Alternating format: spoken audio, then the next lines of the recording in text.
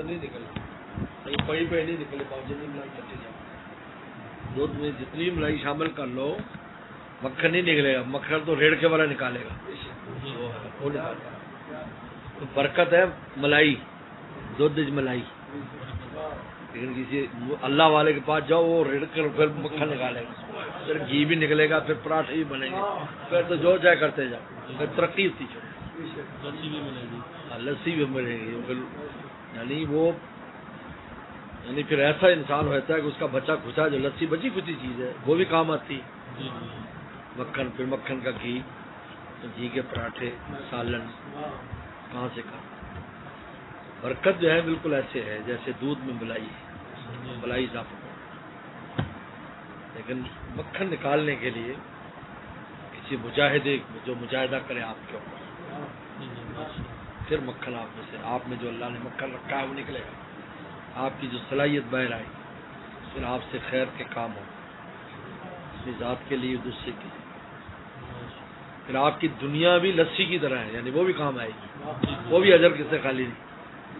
دنیا بمنزل لسی وہ بھی کام آتی, وہ بھی صحت بخش اور صحت افزا, یعنی اس کی دنیا میں بھی آخرت ہے, اور آخرت تو ہے ہی آخرت, بہت اہم بات. تو قبروں پہ جا کر بزرگوں کے وہاں سے بھی برکت ملے گی, مجذوب ہے وہاں سے بھی برکت ملے گی. قبر پر برکت کے لیے برکت حاصل کریں, اصال ثواب کریں, وہاں سے برکت ملے لیں. لیکن کام اس لیے پیغمبر السلام نے کیا فرمایا, العلماء ورثۃ الانبیاء. دیکھو میری چیز لینی ہو نا علماء کے پاس جانا,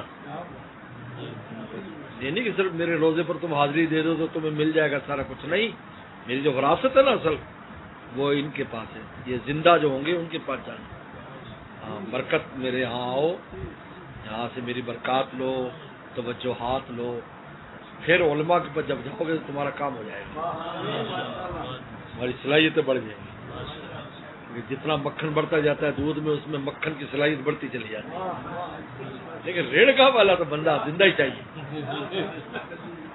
زندہ ہاتھ چاہیے جو اس کو ریڑھ کا لگائے, جو جاگ لگایا اس کو, جاگ کے بغیر جاگ لگایا. تھوڑی سی جاگ تھوڑی سی ہوتی ہے, لیکن وہ دہی بن جاتی پھر اس کا کام. اس لیے آپ نے وہ فرمایا, اس لیے فرمایا, اس لیے زندہ جو ولی ہوگا وہی آپ کو منزل پر پہنچائے گا. جو دنیا چلے گئے ان کی برکتیں ملے گی, زندہ ولی لے کے جائے گا. زندہ ہاتھ چاہیے. اس لیے مولانا رومی نے فرمایا کہ کنویں میں جب کوئی فوت ہو جاتا ہے اللہ کا ولی, تو اس کا ڈول کنویں میں, دنیا کے کنویں میں گر جاتا ہے. اب زندہ ولی آتا ہے, وہ پھر ڈول نکالتے, پانی نکالتا ہے زندہ ولی.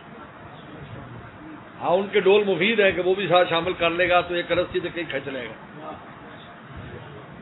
لیکن زندہ ہاتھ چاہیے. جو چلا گیا تو اس کا ڈول نکالنے کا ختم ہو گیا. اس لیے ورثۃ الانبیاء کہ میرے علماء وارث ہیں, ان سے دین سیکھو جا کر بتائے.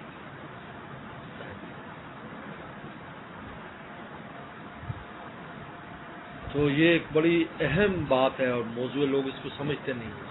بعض قبروں پر بچلے کاٹ رہے ہیں, جا رہے ہیں. بعض ایسے مجذوب جو بیچارے اپنے ہوش ان کے ساتھ لگے ہوئے ہیں, کہہ دیا ہمیں ایک منزل نہیں ملے گی. منزل کیا, آپ زندہ باہوش کو تلاش کرو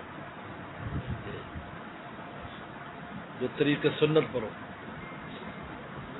ہنسے گا بھی, روئے گا بھی, ہنسائے گا بھی, کھائے گا بھی, کھلائے گا بھی, بال بچے بھی ہوں گے, دنیا جیسے نبی کی زندگی.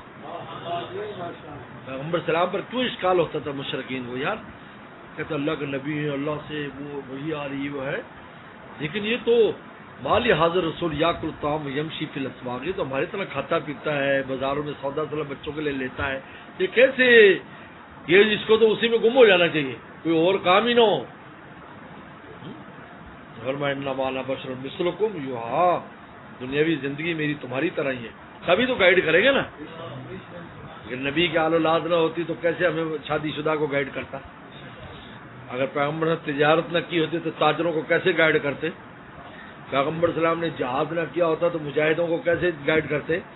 پیغمبر اسلام نے علم پڑھایا نہ ہوتا تو مدرسے والوں کو کیسے گائیڈ کرتے. پیغمبر اسلام فاقوں سے نہ گزرے ہوتے تو بھوکوں کی تکلیف کیسے سمجھتے؟ اللہ کے نبی ہر بیمار صحت سب چیزیں آ رہی ہیں، ہر چیزیں آ رہی ہیں. یہاں دیکھیں بچھو، ایک بچھو آیا، بچھو کو مارا، فرمایا نہ کسی ولی کو چھوڑتا ہے نہ نبی کو چھوڑتا ہے، ڈنگ مارے گا. اللہ کہتے میں نبی ہوں مجھے کچھ نہ کہے. یہ ایسے کوئی امتیاز نہیں رکھا اللہ نے، تاکہ نبی عام زندگی بسر کر کے ہر چھوٹے چھوٹے امتی کے لیے وہ نمونہ بن جائے کہ یار میں نے کیا زندگی بسر کر دی. ایک مزدور کہے کہ یار میرے پاس تو کچھ بھی نہیں ہے گھر میں، اور یہ تو میں نبی کی زندگی، نبی نیچے سویا کرتے تھے، نبی برتن مٹی کے برتن استعمال کرتے تھے، تو تم ایسے ہو جاؤ. بادشاہ ہے تو اس کے لیے بھی کیسے حکومت کی رسول اللہ صلی اللہ علیہ وسلم نے لوگوں پر، کیسے عدل و انصاف قائم کیا، ان کے لیے بھی گائیڈ لائنس ہے ہر طبقے کے لیے، ہر طبقے کے. ڈاکٹروں کے لیے پورا علم الطب رسول اللہ نے بیان کر دیا، اور پہلے یہاں سے شروع کیا کہ دیکھو پرہیز کو لازم پکڑ لو، یہاں سے شروع کیا وسلم کہ پرہیز لازم کرو، پرہیز لازم کرو. جب شدید بھوک لگی ہو تو کھاؤ، اور جب ابھی بھوک باقی ہو تو چھوڑ دو. اور یہی فارمولہ ہے دراصل. آج ہم وقت پر کھاتے، ٹائم ہے لیکن بھوک لگی ہو نا، لیکن وہاں صاحب نہیں، بھوک نہیں لگی نہیں کھانا، بھوک لگے گی تو کھاؤ، کیونکہ اس وقت آپ کا معدہ تیار ہے کام کے لیے. یہ نہیں ہے کہ گڈی کو گرم کیے بغیر چوتھا گیئر لگا دو تو گاڑی سیز ہو جائے گی تمہاری. جب بھوک لگی ہوتی تب چوتھے گیئر پہ آئی ہوئی ہے، چوتھا گیئر لگاؤ، اب پھر سچو روٹی جاتی پناہ کر دے گی. لیکن بھوک لگی ہوئی نہیں ہے تو پھر جناب روٹی کھا رہے ہیں. لیکن جی کیوں جی ٹائم ہو گیا، دوپہر کی کھانی ہے، ٹائم ہو گیا، اللہ معاف فرمائے. آپ نے فرمایا دیکھو طب کے بارے میں بتایا آپ نے، کون سی چیز رسول اللہ نے گائیڈ نہیں کی. تو اگر ایسے عام زندگی آپ بسر نہ فرماتے تو ہمیں کیسے یہ چیزیں ملتی؟ بیوی بچوں کے ساتھ کیسے رہ رہے. حسن حسین کاکے چھوٹے نماز میں اوپر چڑھے ہوئے، کندھوں پہ بیٹھے، کوئی پیٹھ پہ بیٹھا کھیل رہا ہے. آپ اگر کوئی دادا نانا نماز پڑھے اور پوتے نماز سے آ کر اوپر، تو اس کو بالکل ذہن میں کوئی بات نہیں، خوش ہوئے گا کہ یار اب حسین حسین بھی تو کھیل دو جی، یار میرا کاکا کھیل تو کیا ہے نہیں. اگر ایسا نہ ہوتا تو وہ کہتے یار نماز پتہ نہیں ہوئی یا نہیں ہوئی، اب بچے کھیل رہے. یہ ہے مالی حاضر رسول. اس لیے جو بھی شیخ ہوگا، نائب رسول ہوگا، اس کی زندگی عام زندگی کی طرح ہوگی. ہاں دل کا معاملہ الگ ہے، وہ یہاں سے کہیں سے فرق ہو جاتا ہے. بس یہ جو تار لگے ہوئے ہیں بھائی یہاں سے فرق. نہیں، میرے شیخ فرماتے تھے ناف سے اوپر فرق ہے، ناف سے نیچے نہیں. جہاں پیٹ اس کے ساتھ بھی لگا ہوا ہے، شرمگاہیں اس کے ساتھ بھی لگی ہوئی ہیں اللہ کے ولی کے بھی، لیکن یہاں سے فرق ہے. اس کا دل جہاں چپکا ہوا ہے، ہمارا وہاں نہیں ہے. بھائی یہاں سے فرق ہے، یہاں سے فرق ہے.